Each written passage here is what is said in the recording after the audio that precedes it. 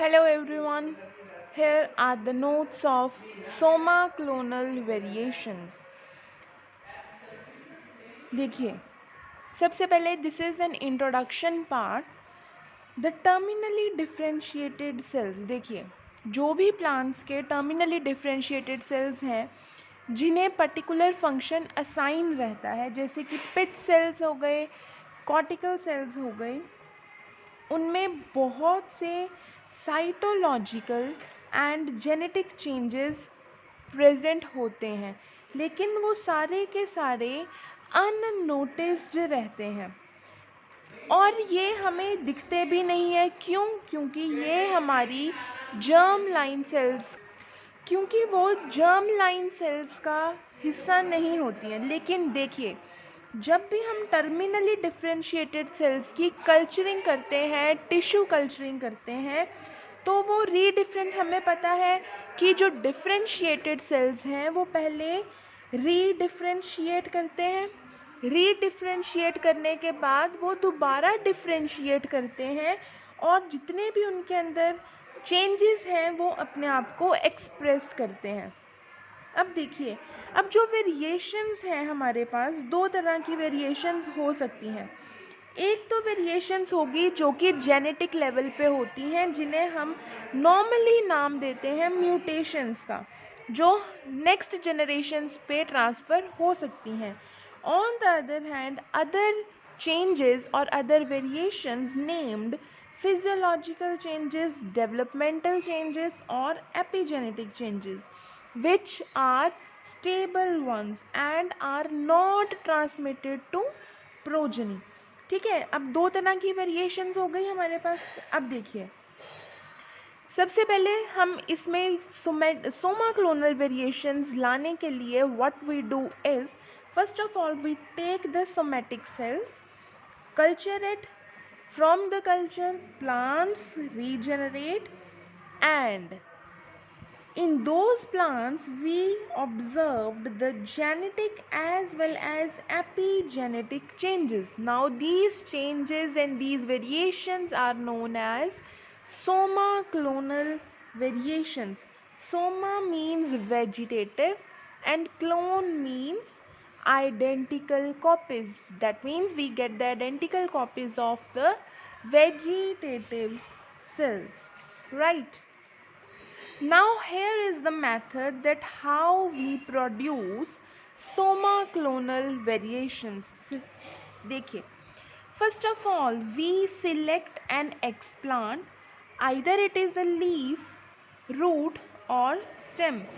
Culture it on the culture medium. After the culture medium, it starts get proliferating. Proliferate होंगे. Proliferate होने के बाद वो D differentiate होंगे. दैट मीन्स जो उनका स्पेसिफिक फंक्शन उन्हें असाइन किया गया है वो विदड्रॉ किया जाएगा. सेल्स फिर अनडिफ्रेंशिएटेड मास सेल्स में ग्रो करेंगे, which we refer it as callus.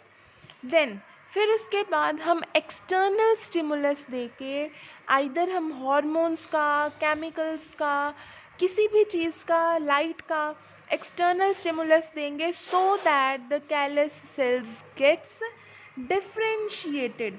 अब देखिए, जो कैलस ने डिफ्रेंशिएट होना है वो सेम मीडियम पे भी हो सकता है और डिफरेंट मीडियम में भी हो सकता है. जो रीजनरेटेड प्लांट्स हैं हम उन्हें हार्ड करते हैं. हार्ड करने का मतलब क्या है कि हम उसकी एक लिमिटाइजेशन करते हैं.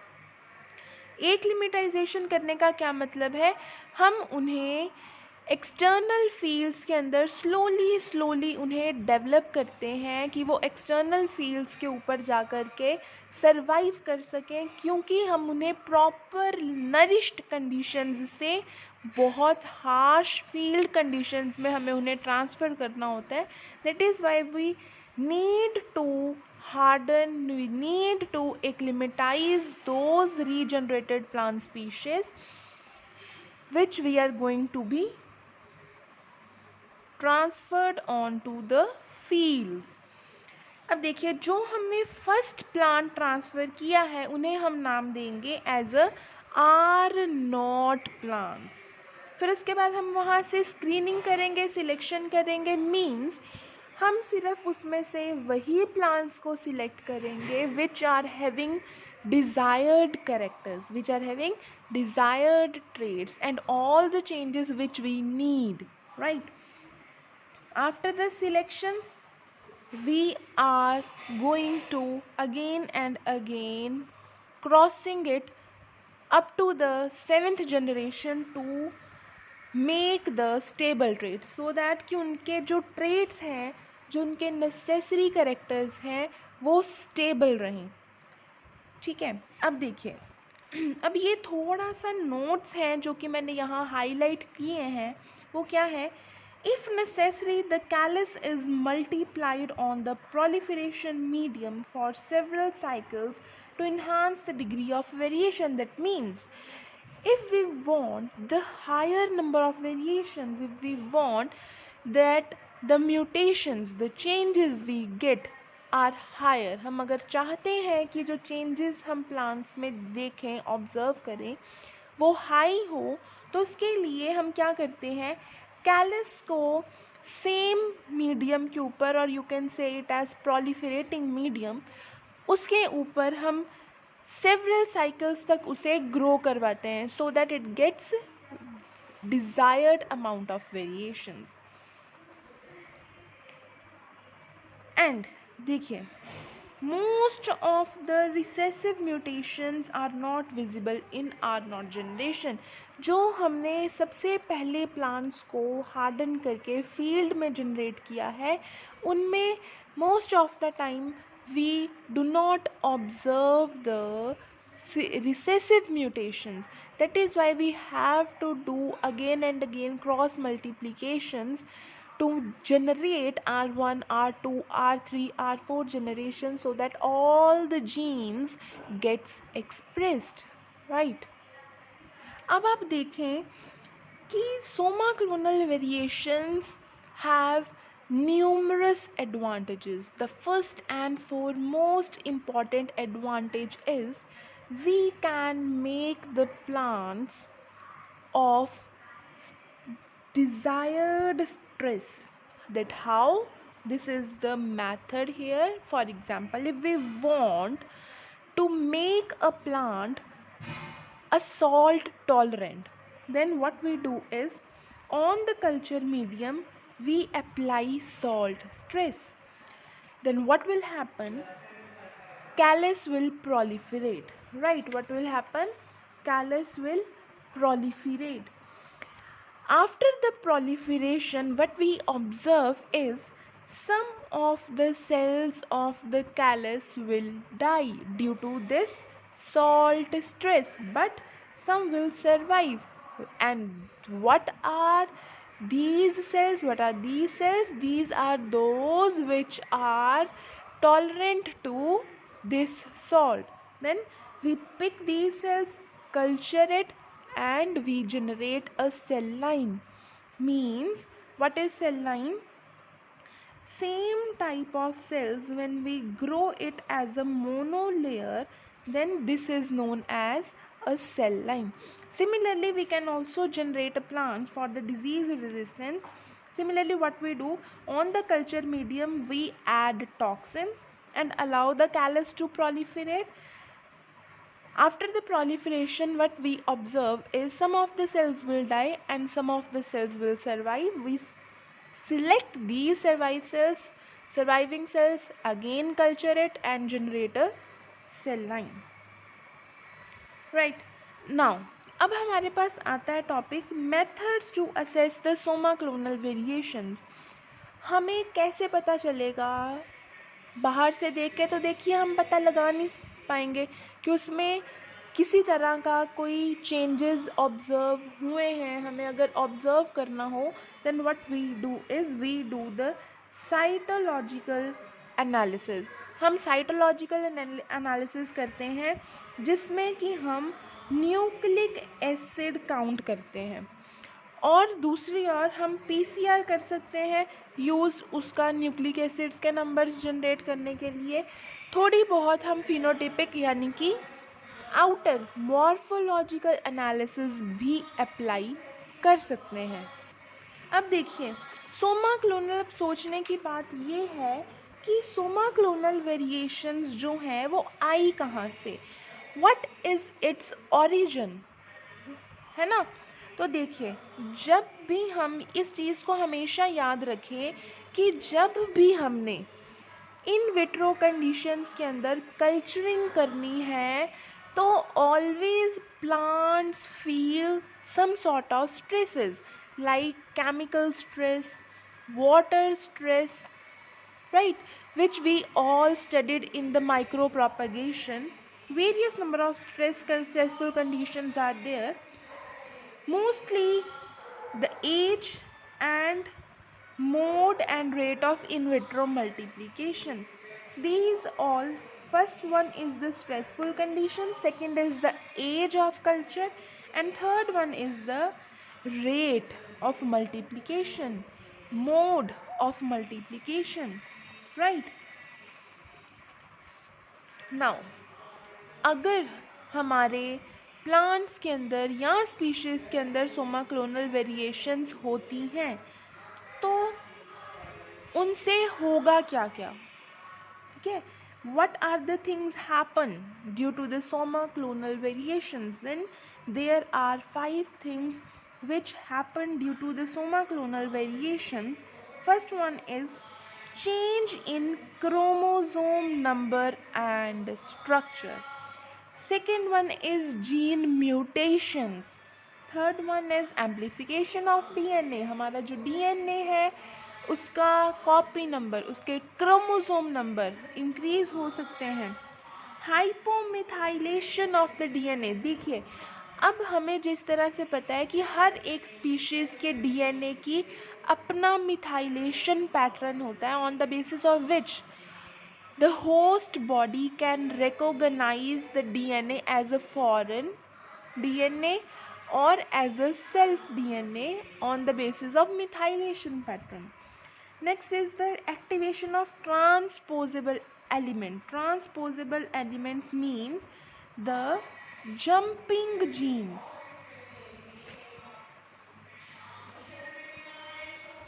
Right, what are these known as jumping genes, जो कि एक तरह से म्यूटेशंस ही इंड्यूस करवाते हैं. अब देखिए इसकी अब बहुत सारी, अब हम एप्लीकेशंस के पार्ट आएंगे, कुछ एक एग्जाम्पल स्टडी करेंगे सोमा क्लोनल वेरिएशंस की. अब देखिए सबसे पहले तो बहुत ही ज़्यादा ये ब्रीडर्स के लिए एफिशिएंट टूल है ताकि वो न्यू प्लांट वेराइटीज़ को जनरेट कर सकें. Soma clonal variations occur for the trait of both nuclear and cytoplasmic origin. देखिए अगर हमें न्यूक्लियर चेंजेस करने हो तो भी हम सोमा क्लोनल वेरिएशंस यूज़ कर सकते हैं, और अगर हम किसी तरह का कोई साइटोप्लाज्म में चेंजेस करना चाहते हैं तो भी हम सोमा क्लोनल वेरिएशंस को यूज़ कर सकते हैं. अब सबसे importantly this one is the most important point here कि इसमें किसी तरह का कोई सोशियो एथिकल हर्डल्स इसमें नहीं आते हैं जो कि जेनेटिकली मॉडिफाइड क्रॉप्स में आते हैं. देखिए उसमें हम क्या करेंगे, हम प्लांट सेल्स को लेंगे, उनके जीन्स को मॉडिफाई करेंगे, जेनेटिकली मॉडिफाइड ऑर्गेनिज्म बनाएंगे, जिस कारण many of the socio ethical hurdles arises. But in this situation we are just getting the plant and do the culture and automatically the variations arise. So in this method there is no socio-ethical hurdles. Now there are some of the examples. The first one example which I am showing you is sugar cane. ये first Soma clonal variation है. इसमें हमने क्या किया है, sugar cane के explant को culture किया, उससे कैलस जनरेट किया, प्लांट को रीजनरेट किया. अब जो प्लांट वहाँ से जनरेट किया उसमें उन्होंने जो वेरिएशंस ऑब्जर्व की वो क्या थी, cane yield, tillering, fibre content and numerous fine morphological features. अब देखिए Nickel and his co-workers in Hawaii and Krishnamurti and his associate in Fiji isolated the various सब क्लोन्स, उन्होंने बहुत से सब क्लोन्स को आइसोलेट किया। एक हवाई प्लेस है और एक फिजी प्लेस है। यहाँ पे स्पेसिफिकली उन्होंने इस चीज़ के लिए आइसोलेशन किया कि वो डिज़ीज़ रेजिस्टेंट बने। आई स्पॉट के लिए, फिजी डिजीज़ के लिए और डाउनी माइल्ड्यू के लिए। अब देखिए जो सबसे पहला सोमा क्लोन शुगर क्लेन का डेवलप किया गया था वो किया गया है, उसका नाम उन्होंने दिया पिंडार, and it's also known as पिंडार 7231 which is resistant to eye spot disease, Fiji disease as well as downy mildew as compared to the parent plant. Here is the another example banana, जो कि fourth most important crop है, parthenocarpic crop है। हम इसकी shoot से लेकर इसे culture करते हैं। अब कौन कौन से इसमें करेक्टर्स ऑब्जर्व किए गए? हाइट का, वेरिएटेड लीव्स का, reduced lamina, early flowering and disease resistant. अब देखिए सबसे पहले ताइवान बनाना इंस्टीट्यूट में सबसे पहले उन्होंने लोकल बनाना का कल्टीवर लिया जिसका उन्होंने नाम था जाइंट कवेंडिश। उससे उन्होंने एक प्लांट जनरेट किया ताई चाओ number 1 which is resistant to the fusarium wilt. ठीक है, फिर उन्होंने क्या किया, फ्यूजेरियम विल्ट जो कि एक फंजाई है, क्या हुआ, एक वहाँ की एक सिचुएशन हो गई थी जिसमें कि सारी के सारी उनकी जो कल्चरिंग थी, उनकी जो सॉइल थी, क्रॉप थी बनाना की, वो सारी फंगस से डैमेज हो गई थी। फिर उन्होंने ताइचाओ नंबर 1 जनरेट किया जो कि फ्यूजेरियम से रेजिस्टेंट था। उन्होंने क्या किया, 20,000 इन विट्रो प्लांट्स जनरेट किए और उन्होंने उस सॉइल में उसे इंसर्ट किया। उस सॉइल में उन्होंने उसको ग्रो करवाया जिसमें 300 to 1000 प्रोपोग्यूल से फ्यूजेरियम ऑक्सीस्पोडियम के पर gram of the soil. After 1 year what they observed is 28 will survive. Again they culturing, then they observed that 6 of the plants will survive, right? अब देखिए जो उन्होंने प्लांट्स जनरेट किए जाइंट कवेंडिश, उन्होंने बनाया था जाइंट कवेंडिश से, उसमें सारे के सारे कैरेक्टर्स थे, लेकिन एक नई वैरायटी जनरेट की गई फॉर्माजान, ठीक है, जाइंट कवेंडिश से ही की गई जिसकी 50% ज़्यादा हील्ड थी। सीडो स्टेम का साइज उसका डिक्रीज था, अर्ली फ्रूटिंग उसमें ऑब्जर्व थी। Next example is of germanium जो कि एक ऑर्नामेंटल प्लांट है, हम उसे लीफ कटिंग से प्रोपेगेट कर सकते हैं। अब हमने क्या किया, इसका एक्सप्लांट जो हमने लिया वो रूट, स्टेम और पिटियोल लिया, उससे कैलस जनरेट किया और उससे उन्होंने बहुत good source of variations observe किए। देखिए जिसकी एग्जाम्पल है वो है इसकी रॉबर लेमन रोज, कल्चर किया, कैलिस किया, कैलिक्लोन्स जनरेट किए और जो न्यू वैरायटी आई they get is the velvet rose. Next example is of potato. Potato उन्होंने सिलेक्ट किया फॉलियर कलेक्टर के लिए, ट्यूबर नंबर एंड शेप के लिए, स्टार्च कंटेंट के लिए और डिजीज रेजिस्टेंट के लिए। जो एग्जाम्पल है इसकी वो है इसकी रजट बर्बैंक जिसमें कि प्रोटोक्लोन्स इसमें स्पेसिफिकली जनरेट किए गए। मींस यहाँ पे उन्होंने क्या जनरेट किया, क्या यूज़ किया वेरिएशंस के लिए, प्रोटोप्लाज्म, और वहाँ से जो उन्होंने जनरेट वो रेजिस्टेंट थे लेट ब्लाइट के, अर्ली ब्लाइट ऑफ पोटैटो के, and they have high yield content, right? Next example is of rice. Rice में उन्होंने सीड वायबिलिटी चेक की, प्लांट हाइट चेक की, टिलरिंग चेक की, क्लोरोफिल डेफिशिएंसी चेक की। उन्होंने क्या किया, सीड को कल्चर किया, वहाँ से कैलस जनरेट किया, 12 प्लांट्स जनरेट किए जिनमें 90% फर्टिलिटी थी, उन्हें सिलेक्ट किया, उसका लीफ कलर ऑब्जर्व किया, अर्ली हेडिंग, एल्बिनो कंटेंट यानी कि इसका protein content as well as its short कम। Next example is mustard. अब देखिए मस्टर्ड जो है वो ब्रासिकेसी फैमिली से बिलोंग करते हैं, यहाँ से मस्टर्ड फैमिली से बिलोंग करते हैं। यहाँ से जिन्होंने एक्सप्लेंट यूज़ किया है वो ब्रासिका जुनेसिया यूज़ किया है। ब्रासिका जुनेसिया से उन्होंने जो यूज़ किया है और उन्होंने जो प्रोड्यूस किया है that is Pusa Jaikisan B10902 and these are useful for photoremediation of toxic metals. That means कि जो भी हमारे हैवी मेटल्स हैं उन्हें ये फोटो रेमिडिएशन, उन्हें ये डिग्रेड करने में हेल्प करते हैं। स्पेसिफिकली इनमें 20% हाई यील्ड है, अर्ली मैच्योरिंग है एंड इसमें सीड बोल्डनेस है which is the most important requirement. Next example is of tomato. Tomato को उन्होंने सिलेक्ट किया फ्रूट कलर के लिए, टेस्ट के लिए, फ्रेगनेंस के लिए, फ्यूजेरियम रेजिस्टेंस के लिए एंड बेटर टेक्सचर के लिए। More sweetness as well as fragrance, also उसकी शेल्फ लाइफ इंक्रीज रहती है। नेक्स्ट एग्जाम्पल है फिंगर मिल्ट की, कैलिस इन्होंने जनरेट किया है, 30 lines regeneration, example is SE7।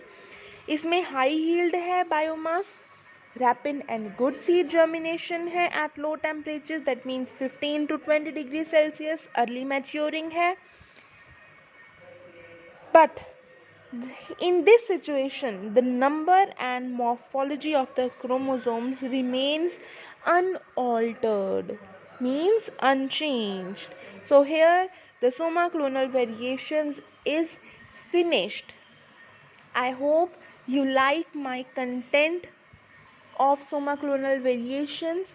If you want the same kind of notes then please like and subscribe my channel. Thank you so much.